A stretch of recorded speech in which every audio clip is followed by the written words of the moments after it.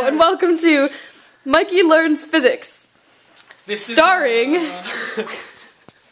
Mikey, the third grader. Hi. John Nicholas. He's my little brother. Paul Tazioli. And Tessa Kindlin.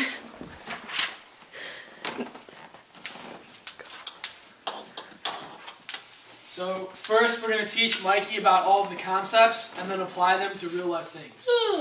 Alright, Mikey. What is mass? When you go to church? No. Haha. I'm just kidding. It's like, Alright, I'll explain it to you. It's a material, I think. No, it's not a material. Alright, I'll explain it to you. So there's this thing called matter. Matter? Matter is like a... Oh! We learned some science! Alright, so mass is like the measurement of how much matter is in something, okay? Yes.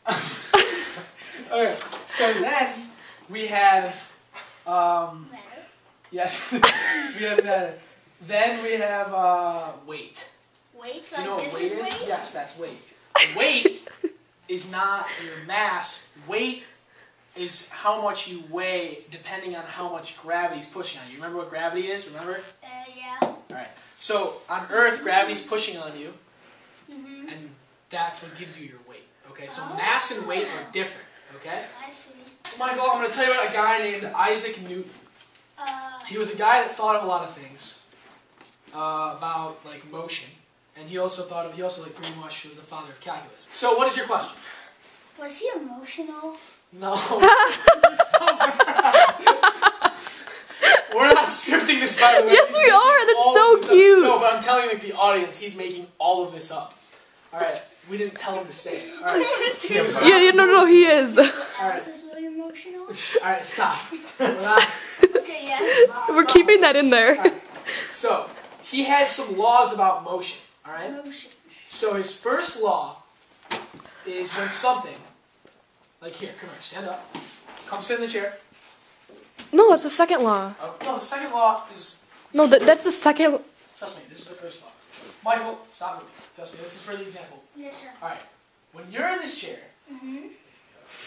when you're in this chair, Yes. you are at rest, right? Mm-hmm, because no one's moving. Okay, because no one's moving you.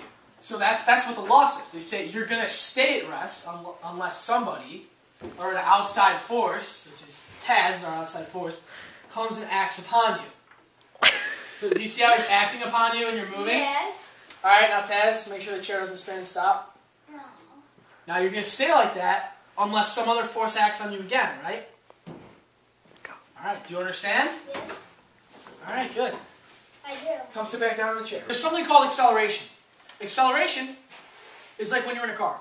And your car is moving, but it starts to go, You're faster. it slowly gets faster and faster. Paul, stop. Or, when you're in the car and you start slowing down.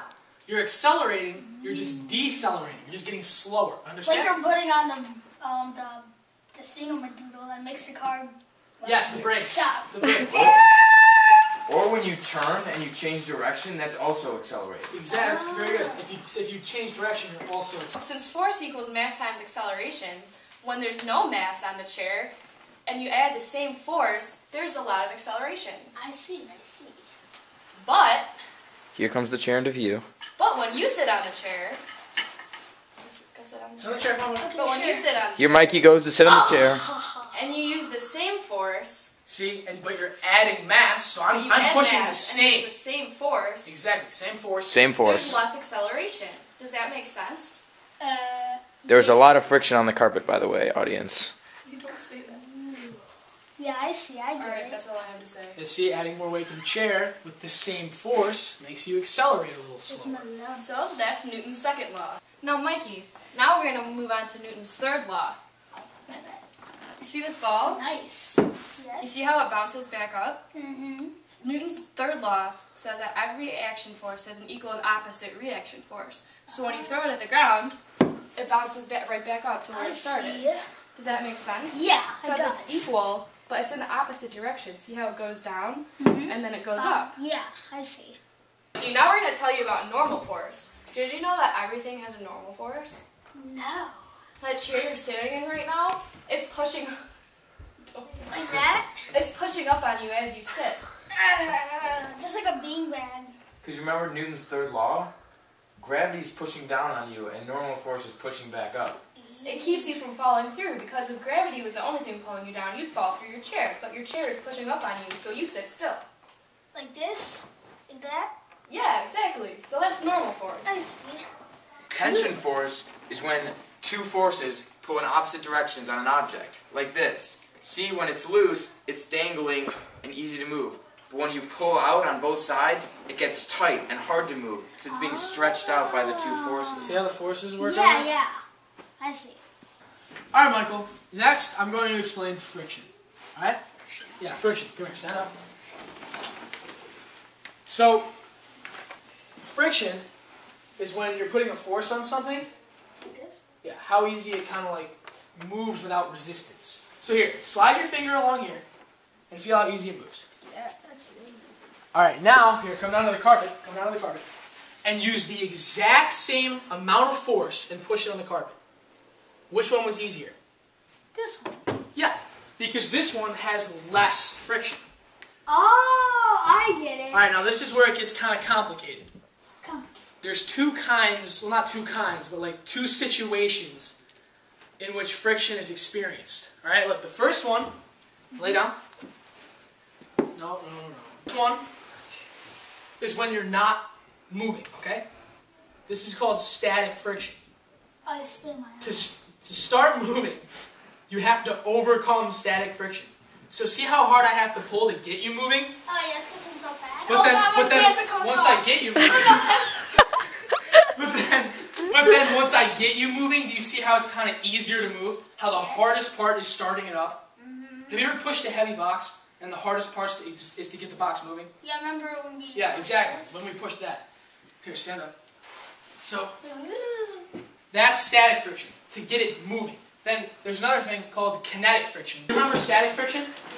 Yes. Look how now, to get Paul started, look how hard it is. But once he's moving, see how it's easier? Uh-huh. But there's still kinetic friction. Because There's- that's no, why no, there's- someone invented wheels. No, because there's still friction, but since we're moving, it's kinetic friction. And But just- it still resists the motion. yeah, it's still resisting the motion. It's less than static friction. Okay? Look at me and tell me you honestly understand that. I swear by the power of the God All right. and the Holy Spirit. You're good. That's a strong testimony there. So equilibrium is kind of like when you're equal. When you're not moving, that's static equilibrium, and you're just still, and you're at equilibrium because you're equal. But there's also dynamic equilibrium, which is when something is moving constantly and not accelerating, but it's still equal because the velocity is always equal. Does that make sense? Michael, thank you very much for your hard work. Do you feel like you learned something today that's going to be valuable later in life? I did. And I'm going to be smarter than all the kids in 3rd grade. They're not going to go, what the hell I'm talking about. All right, I just have one question for you to see if you really learned something. Yes. You have a one-question quiz. Yes. What was the guy's name who thought of all those laws? Think about it. Isaac Newton? What? Isaac Newton? Yeah!